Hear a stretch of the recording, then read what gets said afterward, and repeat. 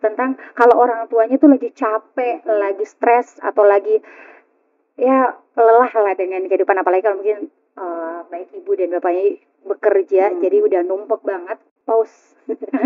Berhenti. Oh, Ya, pause ya, jeda. oh iya Kasih iya. jeda. Karena kondisi marah itu tidak efektif komunikasi yang akan terjalin sama anak. Recording in front of a live studio audience.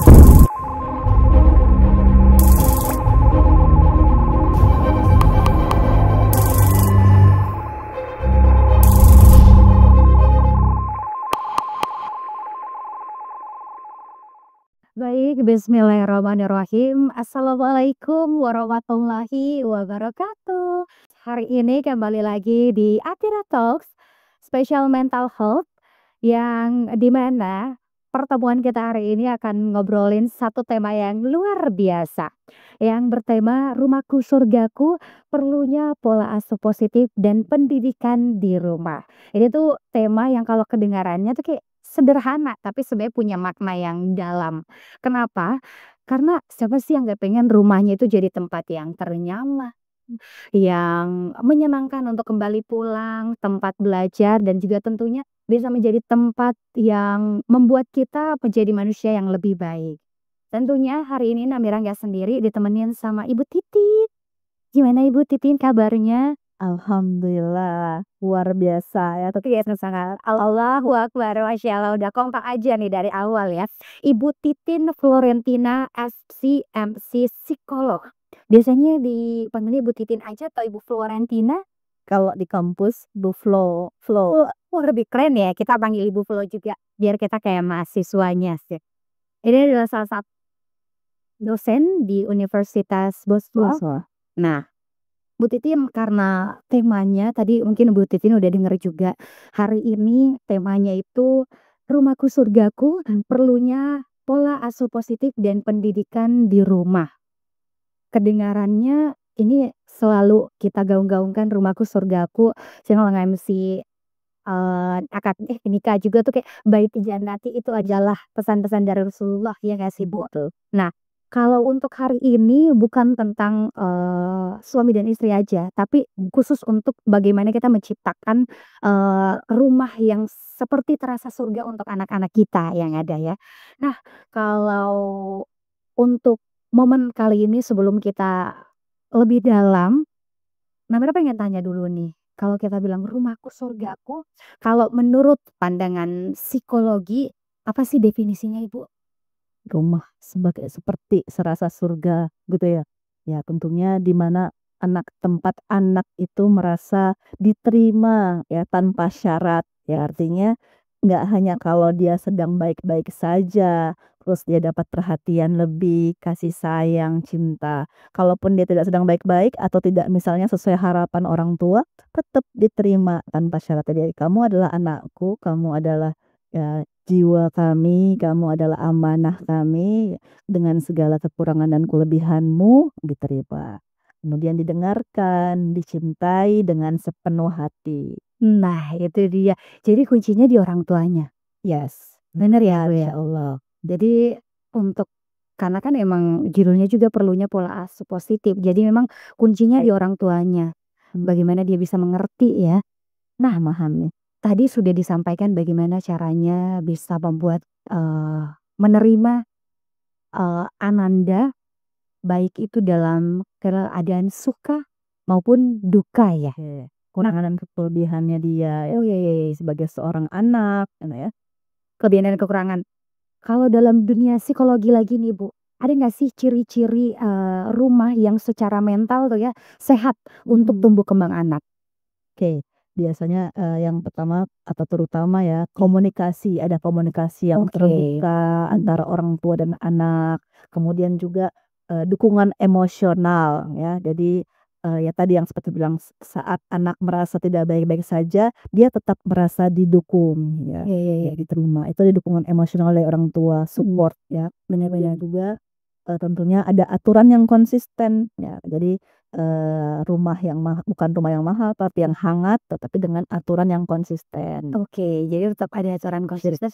Komunikasi sama terbuka, Iya. dukungan emosional ya, aturan yang konsisten. Jadi itu penting banget, itu ciri-ciri rumah yang bisa membentuk tumbuh kembang anak ya, mentalnya bisa jadi positif. Nah, kalau seputar pola asuh positif juga nih Bu ya, sekarang kan banyak banget nih istilah pola asuh atau istilah parenting ya. Jadi ada yang bilang kita, harus nih, parenting-nya VOC, harus tegas ya nggak sih? Ada yang bilang juga harus sabarnya luar biasa, karena kan di parenting itu ya diulang-ulang biar anaknya bisa mengerti. Tapi kan ada juga yang kayak, mungkin saya adalah tipe yang VOC kayak, nggak boleh, jangan." Padahal kan nggak boleh, ada juga di satu pola asuh yang katanya nggak boleh ada kata jangan. Tapi sebenarnya nih, kalau tentang pola asuh yang positif, kembali lagi dari pandangan psikologi itu harusnya gimana sih, Bu? Pola asuh positif. Ya Iya. tadi yang, Bu Nanira bilang, ya itu kan banyak ada beberapa gaya pola asuh. Oh iya ya, gaya. Ya, beberapa pola asuh ada yang permisif, demokratif, ya beberapa ahli mengatakan ada yang 3, ada yang 4, tapi biasanya, permisif, demokratif, dan otoratif, apa namanya, otoriter, yang seperti itu ya. Nah, tapi kalau kita melihat dari pola pengasuhan yang positif, ya tentunya tetap ada batasan dengan, ketegasan namun dengan penuh cinta, gitu ya. Tadi 4, kalau saya cuman tahunya jangan. Yang diulang-ulang sama VOC, boleh nggak spill sedikit tentang 4 itu? Karena mungkin untuk hati referensi sini nggak familiar, yang familiarnya tuh parenting yang kayak kita jadi orang tua yang sabar, sama yang VOC aja taunya. Gimana sih Bu Titin? Ya, jadi saya ini istilah VOC itu kayaknya mengerikan juga ya, penjajahan. Iya, padahal bikin trauma untuk Indonesia ya. Oh ya, jadi ya yang pertama biasanya dia, demokratif itu atau otoritatif itu dia, memberikan batasan kepada anak-anaknya, tetap memberikan kesempatan berkomunikasi, menyampaikan perasaannya, idenya, pikirannya gitu ya.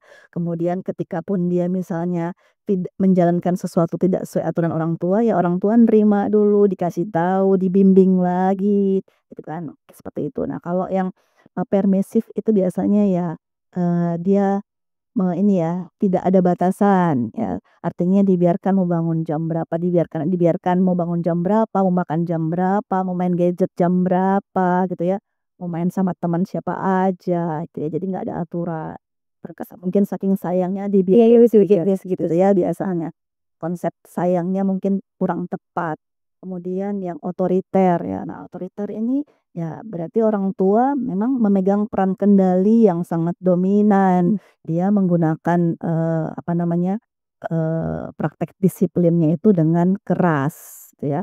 Ya anak, salah dimarah, baik secara verbal bisa juga dengan fisik gitu ya. Kemudian komunikasi ya satu arah gitu ya, bukan dua arah. Jadi ya orang tua yang memutuskan, menetapkan A, B, C. Nah anak-anak tidak diberi kesempatan untuk dia explore, menyampaikan perasaannya, lebih seperti itu.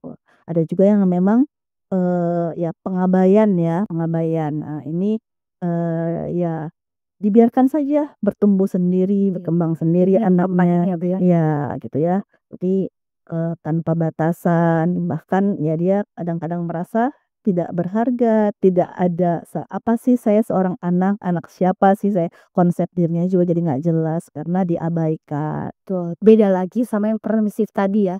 Kalau permisif kan karena sayang jadi kayak ini ya memang di pengabaian. Jadi dari 4 itu yang paling cocok ya untuk membangun, mental yang positif. Untuk anak yang mana tuh, Bu? Baik. Ya, gini, keempat-empatnya tuh biasanya akan digunakan di keluarga, ya suatu keluarga, tetapi yang mana yang dominan. Nah, semuanya juga punya dampak positif negatifnya. Tapi kalau tadi pertanyaannya yang lebih positif, ya tentunya tadi yang membuat anak bisa berkomunikasi dengan Yang pertama, terbuka ya, iya. dia diterima, aman ya, ketika dia mau mengeksplor sesuatu ya orang tuanya memberikan, kesempatan itu, tetapi tetap ada batasan. Iya benar sih, saya juga setuju yang pertama. Tapi kita memang ada momen-momen kita jadi otoriter juga, karena kan mungkin ada Ya. beberapa yang kita harus tegas. Jadi memang tapi kayaknya terakhir, lumayan nggak boleh ya Bu ya, yang kayak mengabaikan. Ataukah mungkin bisa mengabaikan ketika ada momen-momen yang kayak harusnya memang di momen ini kita nggak perlu terlalu ambil pusing dengan apa yang dilakukan sama anak-anak. Karena ada Mhm. satu yang biasa tuh kayak kalau anak-anak nangis ya, ini mungkin, banyak Atira friends yang pernah ngelihat, bagaimana cara parenting untuk anak-anak yang nangis kita dibiarin aja. Bagaimana Tapi sih perlu dari waktu, nggak dibiarin berjam-jam.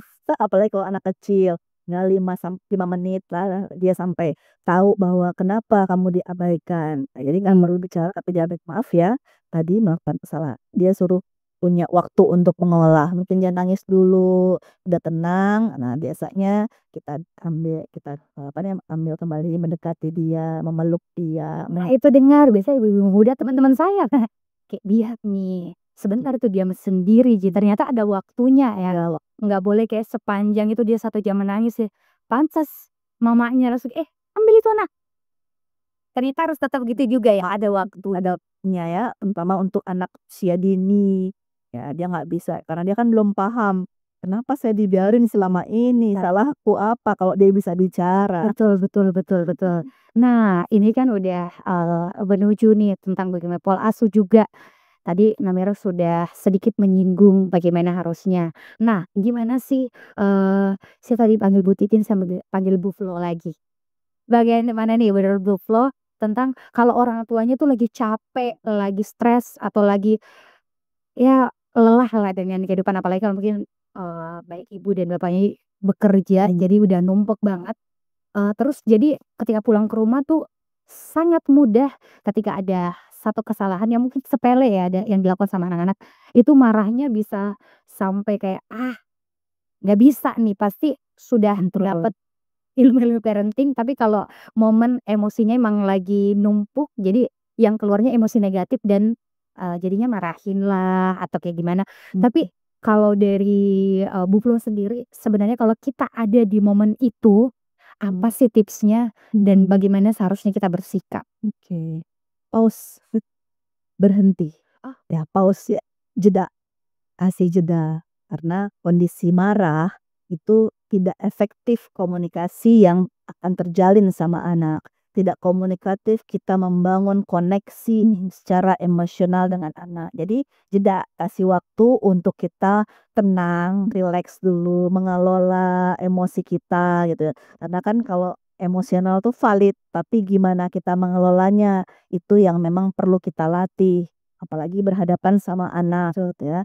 Jangan sampai ekspresi kita, verbal kita, bahkan mungkin fisik kita ikut juga, apa namanya, reaksi gitu, bereaksi kepada anak ketika saat kita sedang marah.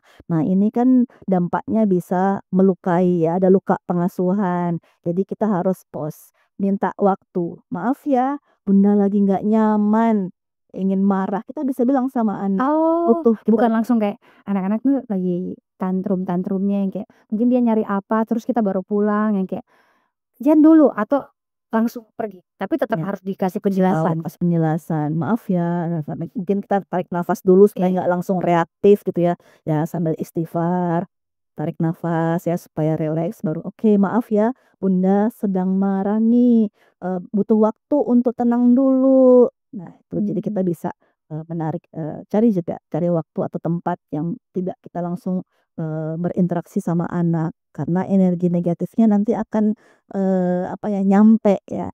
Jadi walaupun nih case-nya Bu, contoh ibu jadi ibunya, saya jadi anaknya, di rumah kita cuman berdua, mungkin suami belum kembali ke rumah, terus saya langsung kayak, Ma, mana ini kaos kakiku?" Tapi ibu lagi yang kayak dari kantor juga sudah banyak, permintaan-permintaan deadline, harusnya seperti apa, bagaimana menempatkan dirinya? Ma, di mana ini kaos kakiku?" Ya, usia berapa anak? Disesuaikan terus nih kalau ya dewasa kayak gini saya bilang, tak simpan." Atau kayak, "Di mana matanya?" Nah, nggak juga.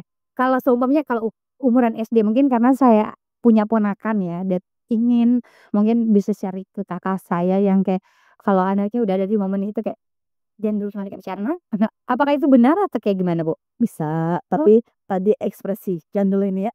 oh iya, Saya ekspresi sangat tetap jaga ekspresi kita, gitu ya, karena itu juga akan mempengaruhi, apa ya, mood-nya anak, perasaan bahwa Jadi baru cuma nanya ini, aku tuh nggak didengerin, langsung dimarahin gitu ya. Apalagi anak SD kan memang dia apalagi usia awal-awal misalnya kelas 1 2 3 dia masih konkret cara berpikirnya ya, melihat ekspresi kita yang negatif, dia akan menangkap kesan kita marah, kita tuh kok apa ya, menyakiti dia mungkin. Jadi tetap aja kita cek dulu. Berarti kalau misalnya anak SD tadi ya kita sampaikan, "Tunggu ya Nak ya," atau enggak kita bilang, "Sebentar sebentar, mama baru pulang, boleh istirahat dulu?" Tenang, "Tapi buru-buru nih." Oke, coba sambil diingat simpan di mana. Nah, ini juga terkait aturan, kemudian tanggung jawab ya yang sudah diberikan sama orang tua. Apakah memang terbiasa dia untuk mengatur pakaiannya sendiri, ya buku-bukunya, alat tulisnya.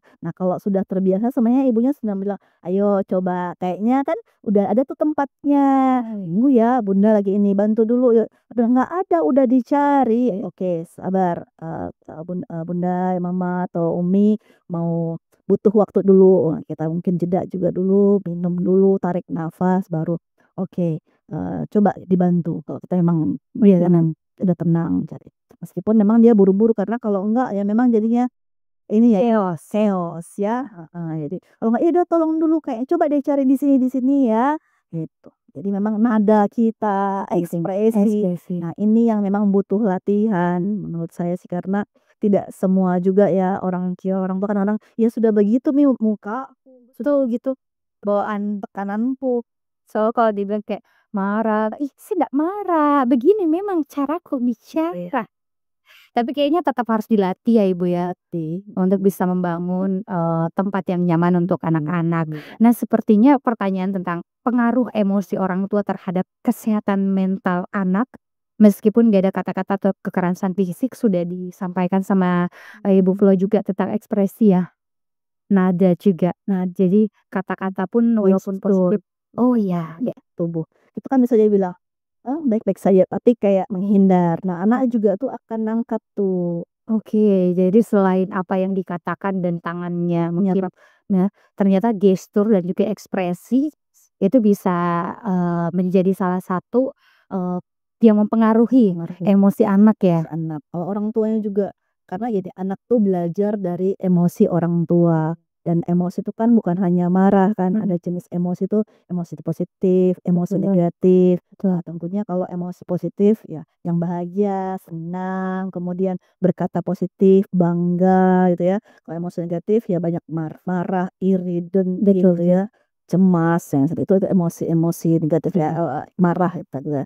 Ya, jadi anak itu belajar dari emosi orang tua. Kalau orang tuanya apa namanya, sering merasa cemas, kemudian marah, murung misalnya, ini akan diserap energi ini sama anak, gitu kan. Nah ini biasa disebut kalau psikolog itu emotional contagion ya. Jadi, emosionalnya orang lain itu atau orang tua itu bisa mempengaruhi si anak. Oke, jadi sebenarnya istilah kayak anak-anaknya nih anaknya aja ceria, bisa saja itu karena orang tuanya selalu ceria. Anak-anak murung mungkin saja di rumahnya orang tua sering memperlihatkan muka sedihnya. Iya, jadi tergantung situasi ya. Ini kalau sesekali murungnya mungkin ada sesuatu ya, mungkin dia sedang nggak enak badan, kita harus cek dulu. Atau mungkin sakit gigi kalau anak tuh ya. Tapi kalau terus berlangsung terus-menerus ya, sehari-harinya murung, bisa jadi karena ada salah satu orang tuanya atau pengasuhnya memang reaksinya biasanya lebih sering murung atau marah kah, atau marah, murung, atau itu ya cemas. Betul betul. Pengaruh. Jadi yang mempengaruhi ya Iya. emosi orang tua terhadap emosi anak itu Mhm. kayak menular nggak sih Bu, cocok ya? Jadi kalau kayak orang tuanya kayaknya ini adalah hal-hal yang relate bagi ibu-ibu paling sering. Karena biasa, entah itu anak perempuan ataupun anak laki-laki kalau ngelihat ibunya nangis pasti anaknya ikut nangis. Padahal nggak tahu kenapa ibunya nangis. Tapi ya seringkali Iya, iya betul betul. simpati ya tangan sama dia tuh simpati nih. Betul betul, dia bisa merasakan perasaan ibunya. Itu pun terjalin kalau ada kedekatan, ya nggak Iya, sih Bu? betul. Nah, jadi, itu tadi terkait dampak, emosi-emosi yang dimiliki orang tua, baik, untuk anak ya, baik itu emosi positif ataupun emosi negatif. Nah, melihat sekarang banyak, apa, pemilihan-pemilihan, gen-gen gitu ya, Bu, dan selalunya anak-anak zaman sekarang itu diidentikan dengan anak-anak yang kritis. Nah, kalau ngomongin soal anak-anak yang kritis ya, kita selalu berusaha untuk kayak, kita harus, jadikan anak itu berkomunikasinya kayak teman. Betul. Tapi mama saya nih kayak, "Nggak boleh itu dikasih sama teman, karena nanti dia patotoai." Ya, Bagaimana pendapat, Ibu Flo tentang ini? Karena emang ini, menjadi salah satu pertanyaan yang sering dilontarkan sama ibu-ibu di lingkungan saya. Kalau di sekolah kan kadang kita udah mengerti ya tentang kayak kita harus jadi teman dan segala macamnya. Tapi kalau untuk orang-orang tua dulu, menurut dia masih perlu nih anak-anak tuh, dibuat jarak, jangan terlalu dekat karena nanti dianya nggak menghargai atau nggak menghormati orang yang lebih tua. Kalau pendapat Bu Flo eee, menurut pandangan psikolog itu gimana sih Bu Flo? ya, biasanya remaja ya ini ya, Iya sih. kadang kita sampaikan, "Yuk jadi sahabat anak." Komunikasinya lebih, dua arah, terus banyak dengerin dia gitu, kalau enggak dia itu berontak loh. Betul. Nah, jadi memang gini, dekat tapi tetap dihormati oleh anak. Jadi, eee, dekat itu bukan harus menjadi teman juga, tapi menjadi teladan. Oke. Dengarkan dulu baru beri arahan gitu ya. Memang sih konsep sahabat tuh artinya sebenarnya bukan berarti ya sama, setara, tidak juga ya, karena orang tua ya punya kendali, punya tanggung jawab yang memang ya harus membimbing, mendampingi, membersamai gitu ya. Jadinya bukan dekat itu bukan seperti teman, tapi dia teladan, jadi teladan. Jadi bukan benar-benar pure jadi teman, karena Bu, bukan cuman remaja aja sih, kayak anak-anak juga usia-usia SD tuh udah sering seperti itu, karena kita kan berharap untuk kayak, kayaknya kalau kita bisa lebih ramah, mereka bisa lebih terbuka, karena anak-anak SD sekarang tuh kan, mungkin saya pengalaman karena saya punya ponakan ya, kadang, ada momen-momen karena kita mungkin selalu sering bercanda sama dia, jadi dia pun, eee, kadang ada Menganggap momen iya, harusnya sih gimana sih Bu? ya, ya tadi tetap ya ada batasannya, beri arahan dulu, dengarkan baru beri arahan, jadi teladan. Jadi kita meskipun kita bermain sama dia, kita juga oke, Bunda, sebut lagi nama kita supaya dia Oh, iya mengingat, iya iya. Oke, Bunda akan dengarkan, aku bundamu loh Nak." Gitu ya, ya seperti itu kan. Memang kalau kita, terkait dalam agama Islam ya rianya, menghargai, mengajarkan adab gitu kan, itu yang utama ya, kan kita dalam memberikan pendapat, menerima pendapat gitu ya. Nah jadi, eee, hormat juga harus diajarkan sama anak gitu ya, dari hubungan itu saling menghargai. Kita bilang kalaupun kita salah kita bilang, "Maaf ya." Nah teladannya mungkin di situ, "Maaf Nak," sebut namanya gitu ya, karena nama itu menunjukkan kita menghargai seorang anak itu. Jadi, "Maaf ya Nak, maaf ya, Namira," misalnya Namira, "Bunda tadi dengar ada kata-kata yang kurang sopan ya kepada Bunda. Bunda senang kamu bisa berekspresi, berkomunikasi dan tapi ada loh kata-kata tadi yang tidak baik ya, coba ulangi. Nah, gimana perasaanmu?" Ajak juga dia, Oh. merasakan perasaan, orang lain, orang dewasa lainnya kalau kalau misalnya dia mengeluarkan kata-kata yang kurang sopan, atau keras, atau bahkan tidak menghormati. "Gimana Nak, enak nggak? Nyaman?" "Iya sih Bunda, jadi nggak sopan kalau ke orang tua, kalau ke teman biasa aja, memang begitu Bunda." "Oke, jadi gimana?" Nah, supaya dia juga paham bahwa saya tidak langsung di-judge salah, tapi saya juga diberi, ruang untuk bisa memahami apa kesalahan saya, apa yang kurang saat saya tadi berinteraksi dengan bunda saya, ibu saya.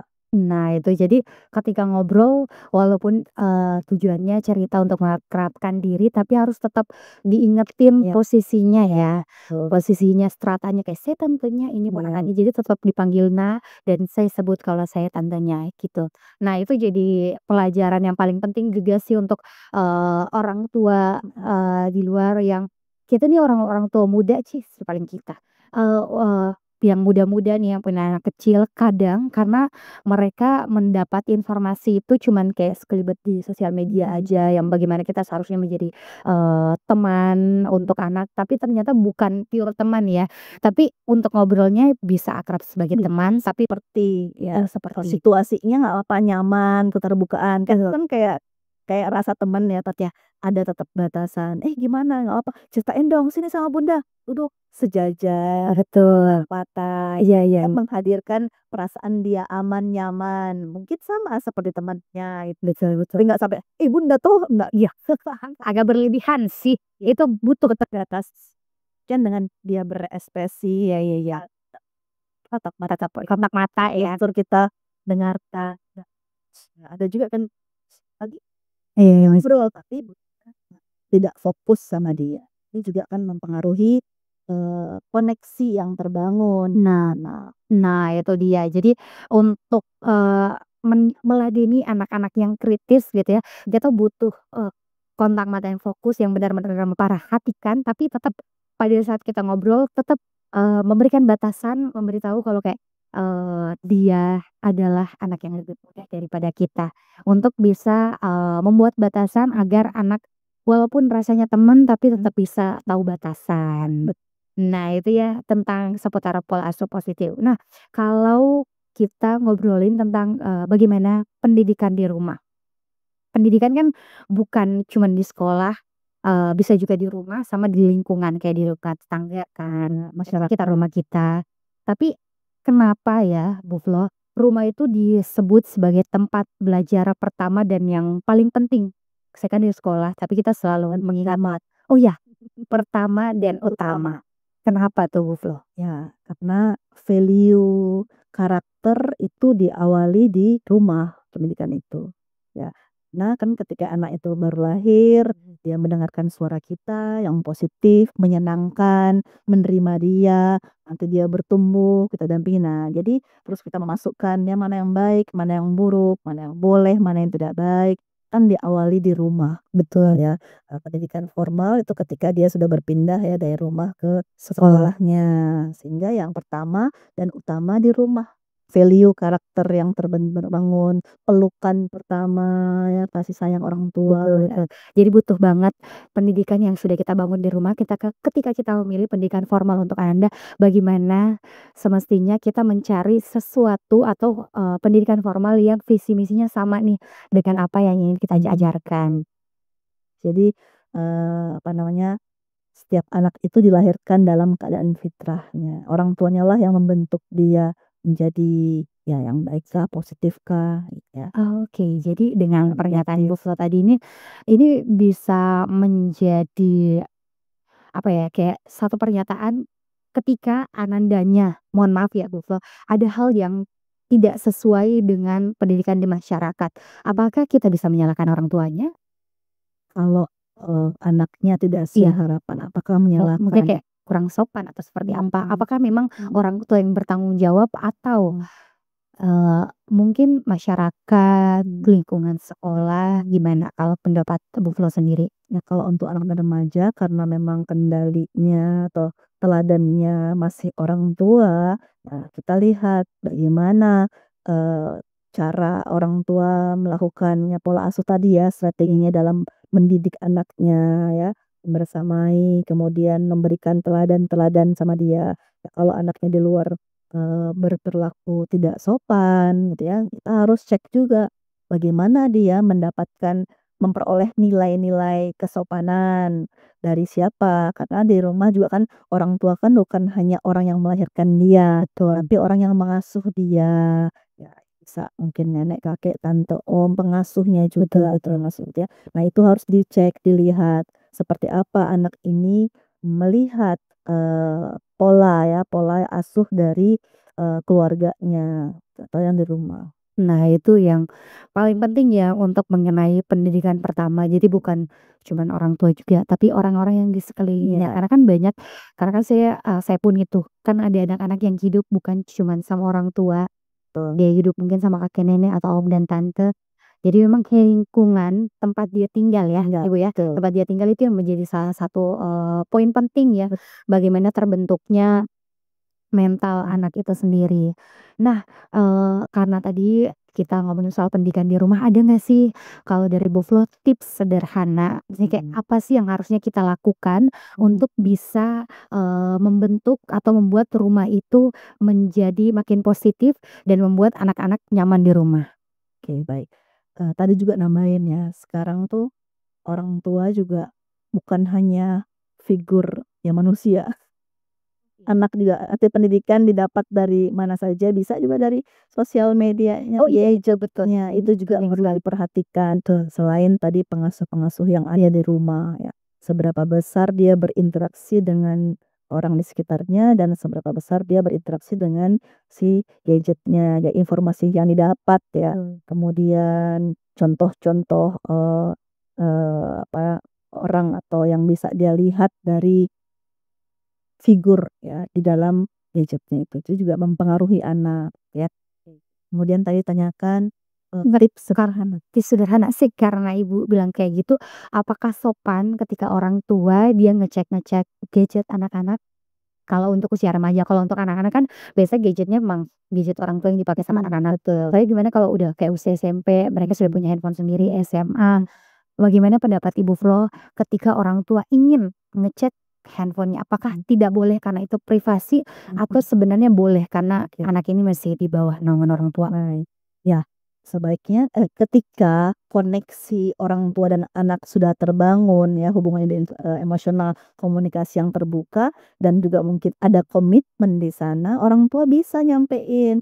Nah, saat ini Bunda, Ayah masih bertanggung jawab ya sama anak Bunda yang ganteng atau cantik ini ya, yang soleh-soleha. Nah, boleh nggak? Jadi kita juga izin dulu karena itu punya dia, milik dia kan. Berarti kita tetap izin boleh nanti Bunda juga, sesekali secara berkala mau lihat ya, apa sih yang dibaca, dilihat, atau ditonton oleh anak Bunda ya, Bunda akan tetap bisa, mengarahkan, mendampingi kamu sebut namanya kayak gitu. Jadi tetap izin dulu, nggak langsung kepo-kepo buka kan, karena nanti dia merasa nanti nggak aman, nggak nyaman, privasinya dia tidak lagi dihargai oleh orang tuanya. Nah, ini perasaan tidak aman, berarti kan dia merasa rumahnya bukan surga.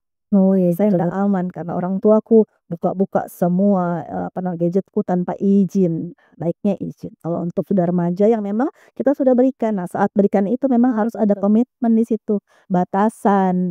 Ini Bunda berikan karena apa? Kan berbagai tujuan, alasan ya.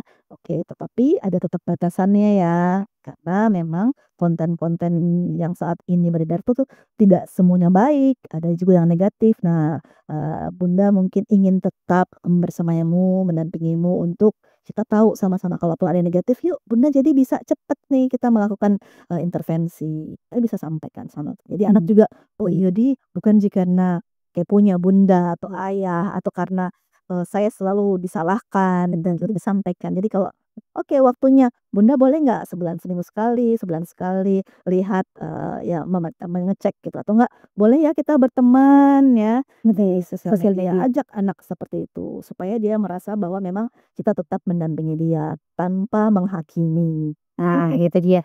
Kayaknya ini poin penting deh untuk, apalagi untuk anak-anaknya yang udah remaja diberikan gadget handphone ya. Kayaknya butuh komitmen itu ditandatangani di atas materi. Jadi ketika nih, ini nih perjanjian kita, karena kayaknya penting banget sih untuk momen-momen saat ini. Karena kan orang tua tuh paling khawatir tentang karena sudah maju sekali ya, saking majunya tuh hal-hal yang sudah dibatasi pun untuk anak-anak yang ngerti tuh bisa tuh dia bobol. Jadi memang paling penting tuh ya untuk, ayah bunda di luar sana, Tera Friends.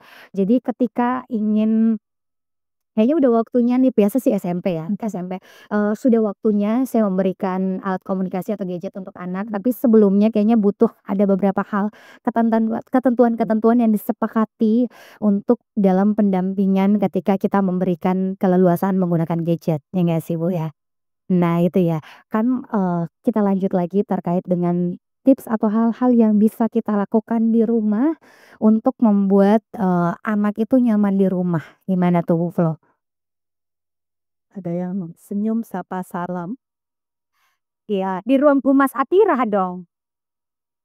Iya, gimana, Beb? Jadi senyum ya ya setiap hari ya ketika ketemu dengan tulus meskipun kadang-kadang kadang kita kan lagi nggak nyaman juga kan dengan diri kita senyumnya susah kayak anak saya tuh kadang-kadang dia cari senyum saya yang terindah gitu ya dia lagi yang mencari momen senyum yang terindah kalau enggak ibu nggak pasti lagi marah tuh lagi sedih tuh lagi oke jadi senyum ya memberikan senyuman menyapa dia apa kabar anak bunda sebut namanya panggil namanya gitu ya karena itu kan punya arti ya tuh berharga gitu untuk anak.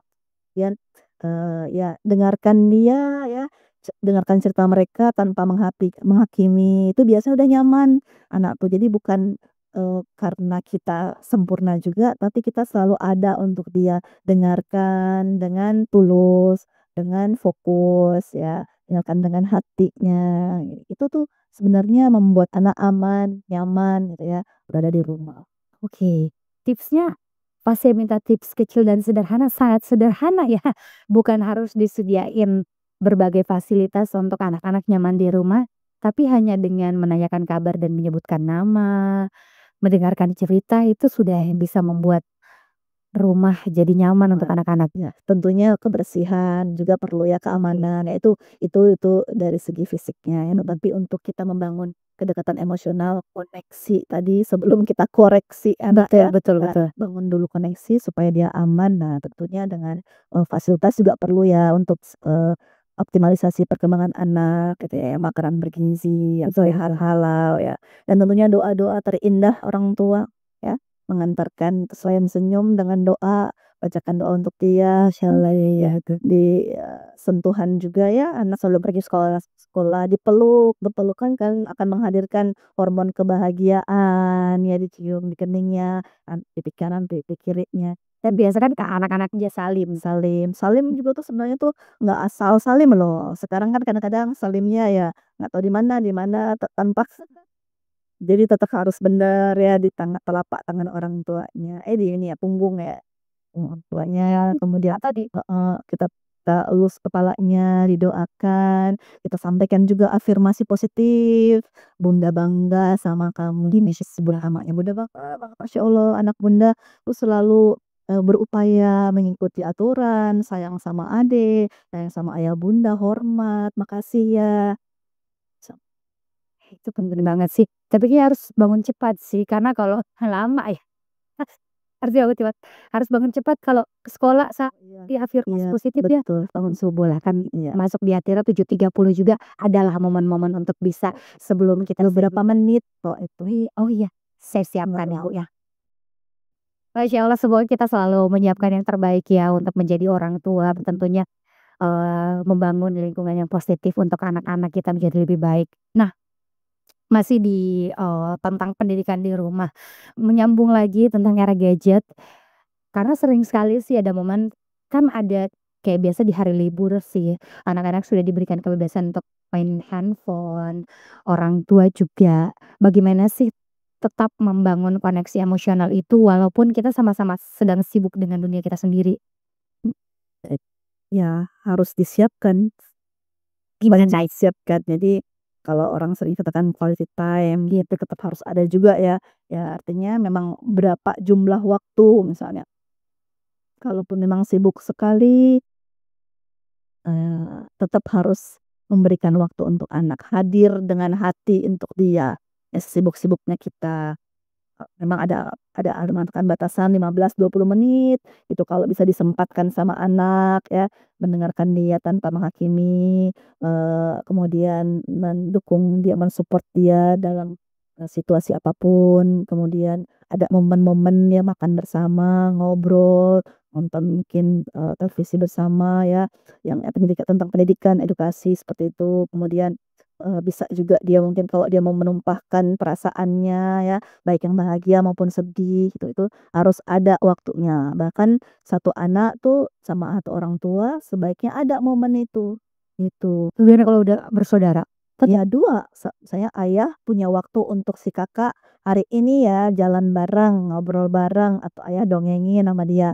Oke, besok adiknya sama ayah, besok lagi mungkin sama ibunya. Ada momen seperti itu. Itu Harus ada momen masing-masing ada ya? momen masing-masing karena kita juga terus harus mengenal anak ya.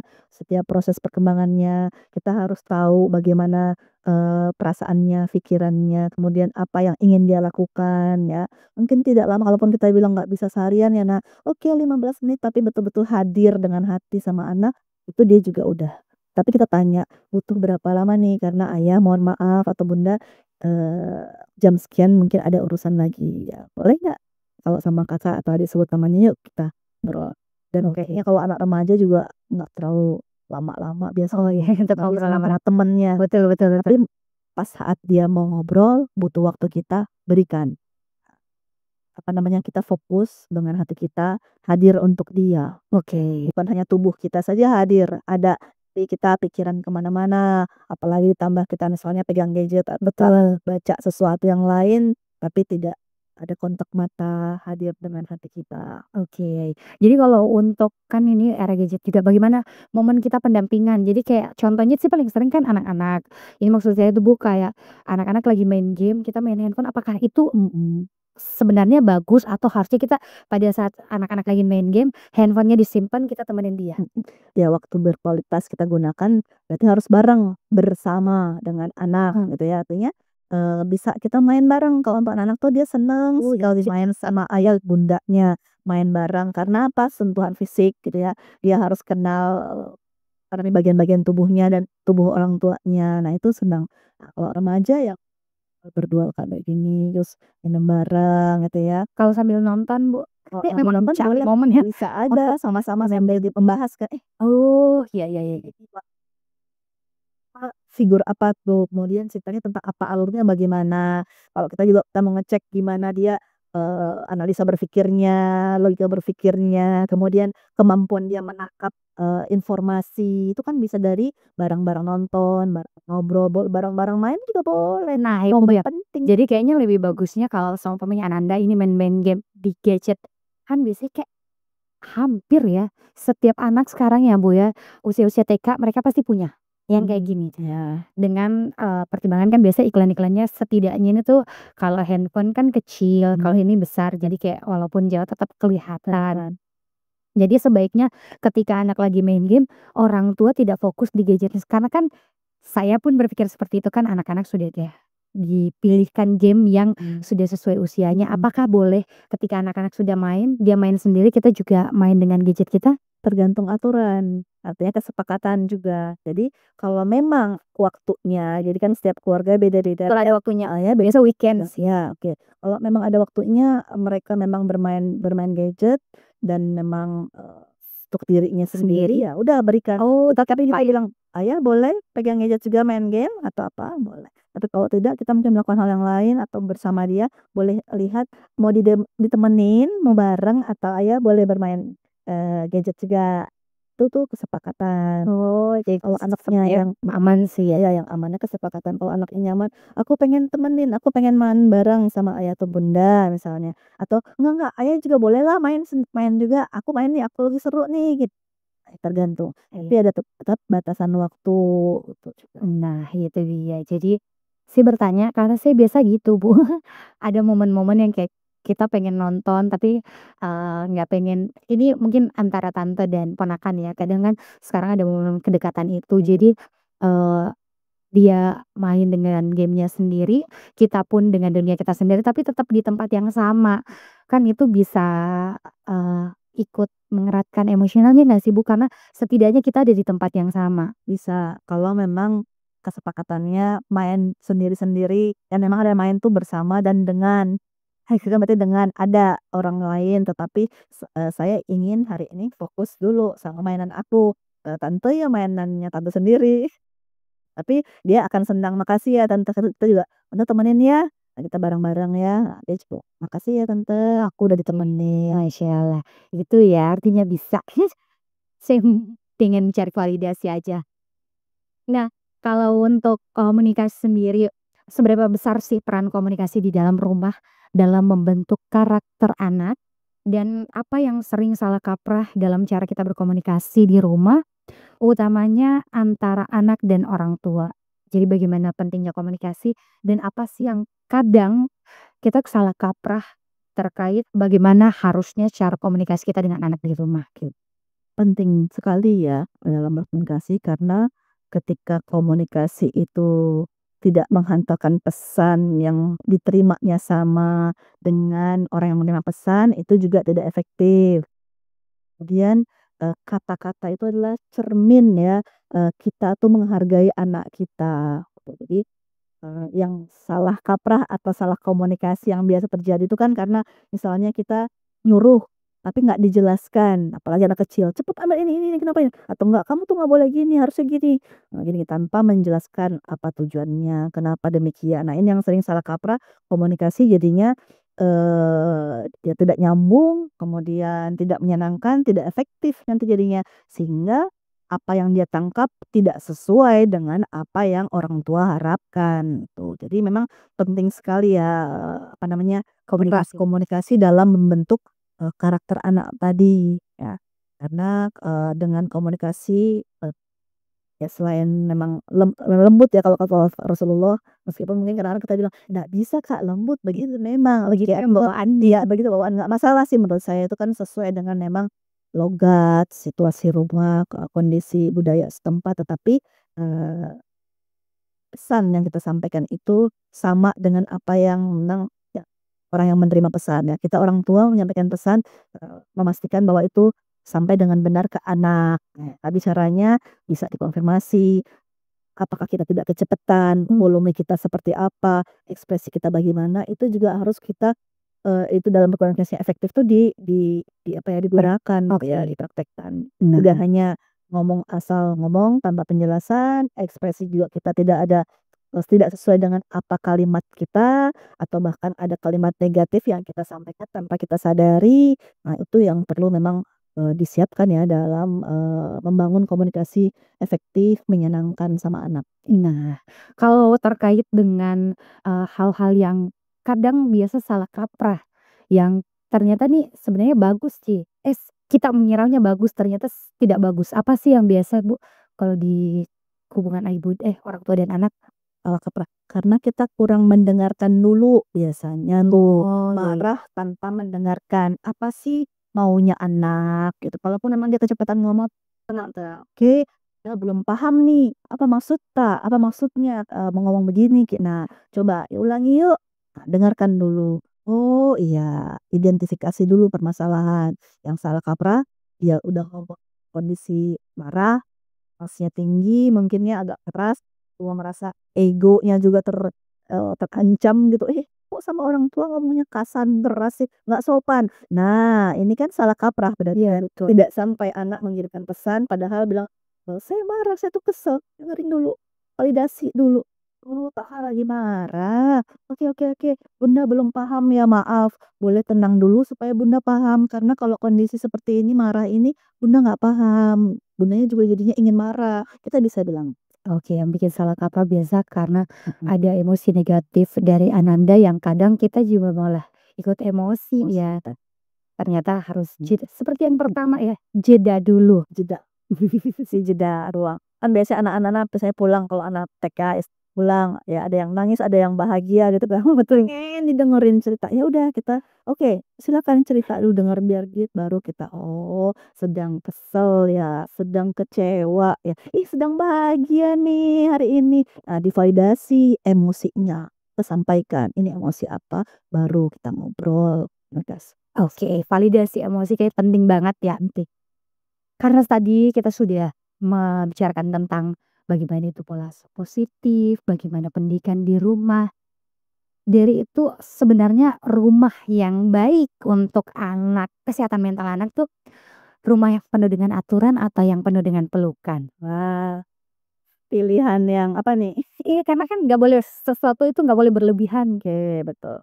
Ya, sebaiknya kombinasi Oh ya. iya, iya. Artinya pelukan yang punya arah, tapi juga aturan yang hangat. Mungkin gitu ya itu dia.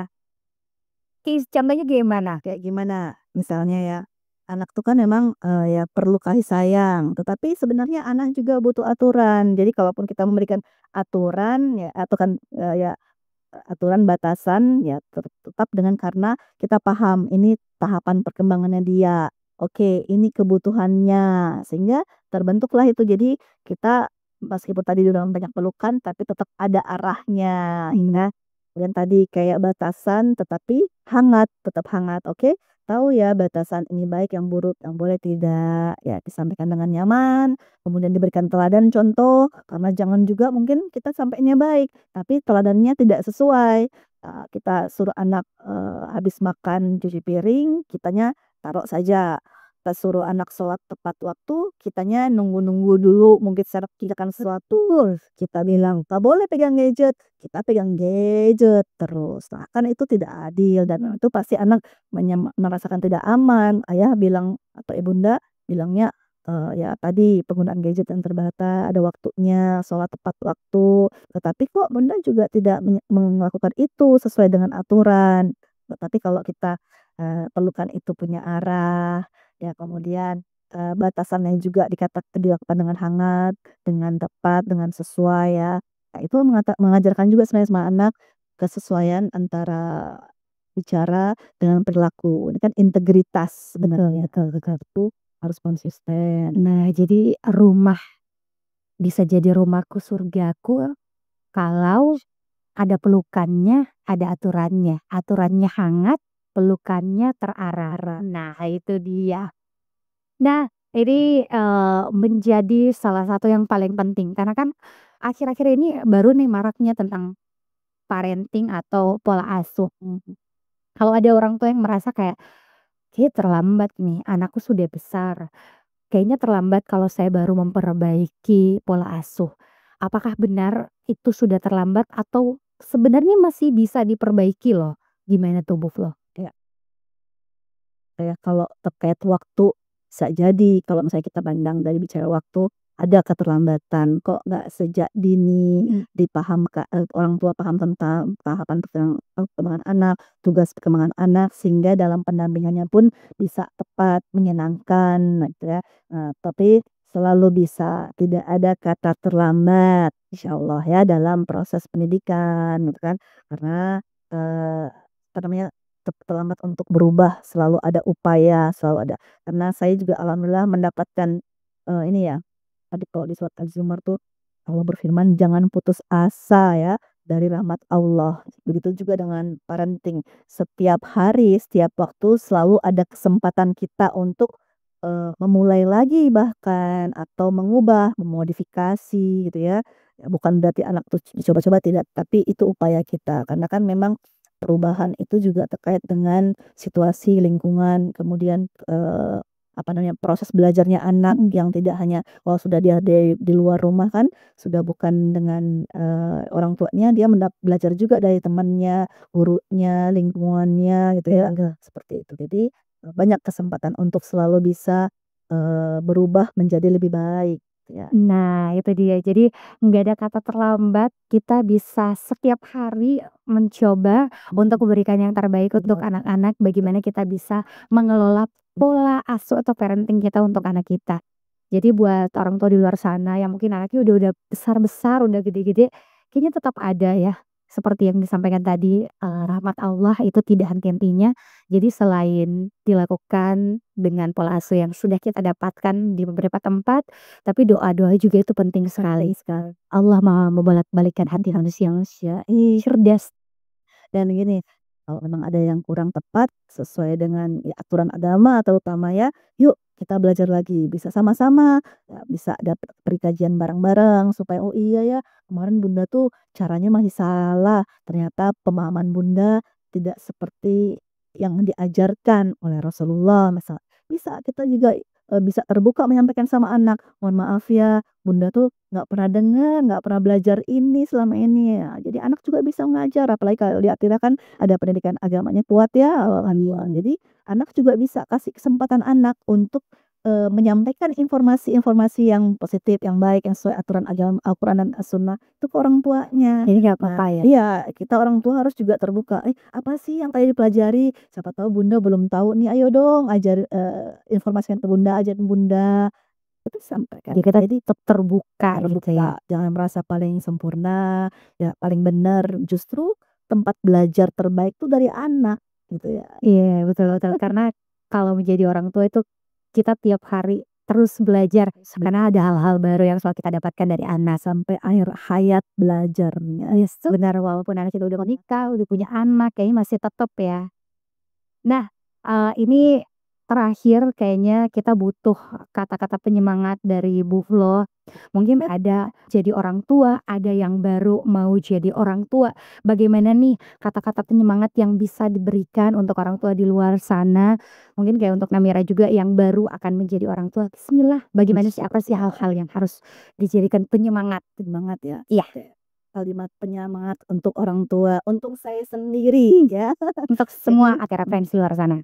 Baik, tidak harus selalu sempurna ya. Cukup hadir dengan cinta, dengan ketulusan, dengan tanggung jawab kita bahwa kita diberi amanah oleh Allah menjadi orang tua. Ya, kemudian dan terus belajar, berproses. Lalu kata-kata juga rumah yang terbaik itu bukan yang hanya rapi saja, tetapi juga rumah yang paling ramah ya. Masya Allah. Tepuk tangan dulu dong. Dan Bu Kemudian satu lagi selesai ada anak-anak itu tak butuh ya atau orang-orang tua yang super ya. Kadang-kadang kan kita menjadi orang tua yang super yang terbaik yang nggak mau ada celah salahnya. Tetapi dia anak-anak tuh menginginkan orang tua yang terus belajar. Belajar dari kesalahan, belajar dari mungkin ketidakpahaman, pengetahuan yang memang sebelumnya dia belum peroleh. Nah, itu dia. Kata-kata penyemangat untuk orang tua di luar sana, untuk Atira Friends yang nonton hari ini, bisa dinonton lagi kok. Menyenangkan sekali, luar biasa sekali obrolan kita hari ini.